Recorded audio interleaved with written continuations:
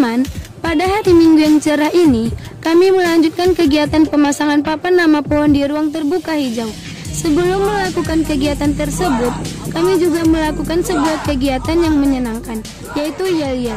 Kami juga mendapat kunjungan dari kakak-kakak anggota FKL, Forum Konservasi Leuser. Di antaranya ada Kak Helmi, ada Kak Ola, dan ada Kak Miftah dari Dinas Lingkungan Hidup. Dan kami juga didampingi oleh kakak-kakak senior dari Korcap Aceh Selatan. Ada Kak Dede, ada Kak Yen, dan Kak Uli sang instruktur muda kami. Jackson! Jackson! Sama-sama. Jackson!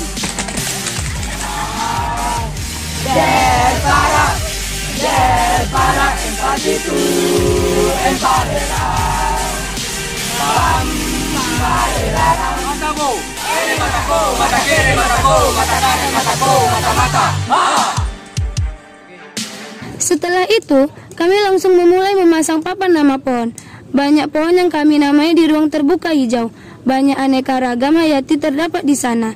Di antaranya tanaman buah, tanaman bunga, dan tanaman pelindung, serta satwa liar seperti merpati, perkutut, jalak kerbau, kupu-kupu, dan yang paling menarik di pinggiran pantai RTH terdapat habitat penyu hijau.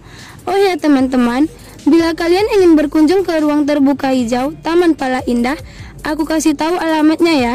RTH Taman Pala Indah itu terletak di Jalan Pala Indah Utama Kampung Pasar, Kecamatan Tapak Tuan.